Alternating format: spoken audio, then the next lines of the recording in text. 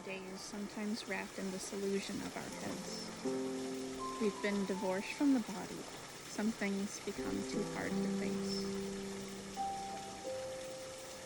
And then we discover a person, a treatment, or a remedy,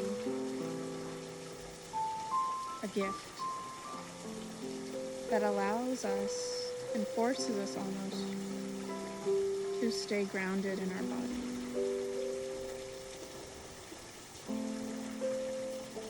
I used cannabis and alcohol for a decade, both off and on, often at the same time. They're quite drying, dehydrating, warming. Ayurveda would say these are treatments to serve an underlying cause, a symptom that perhaps our brain and our bodies cannot register, because the emotions of the experience at the time were too much, too big, too awful, too scary.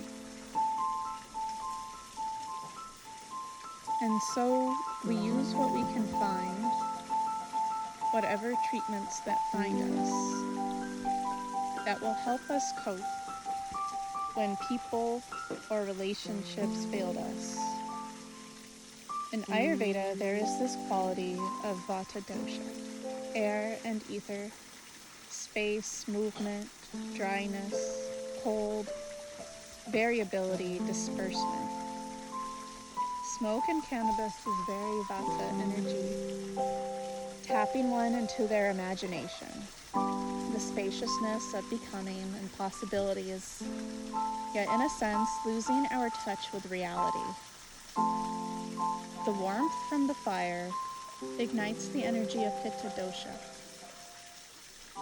Water and fire, heat, movement, transformation. The alcohol beckons Pitta.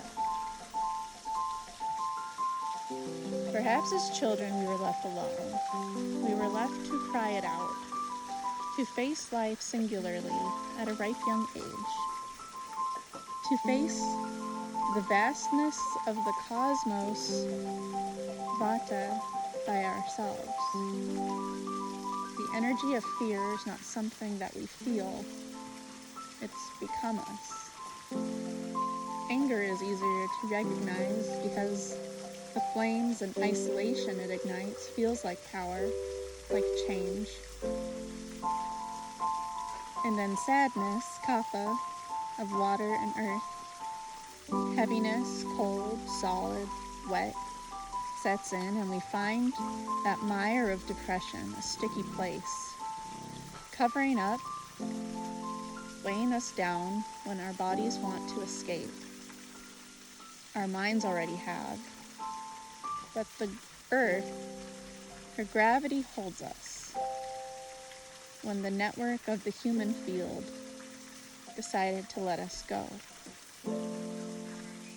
Sometimes when a traumatic circumstance happens, our bodies go into shock. A surprise or a gasp of air affects the lungs.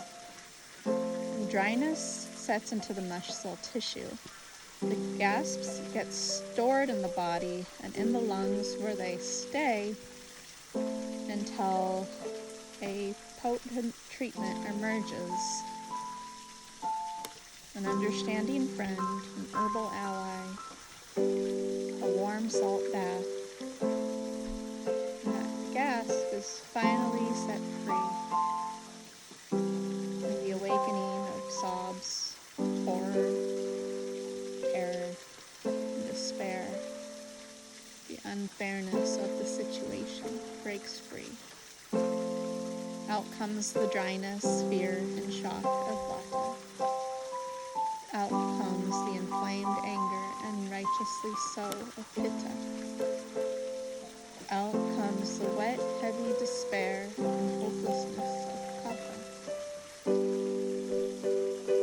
The treatments we sought, the alcohol to warm and dry, the smoke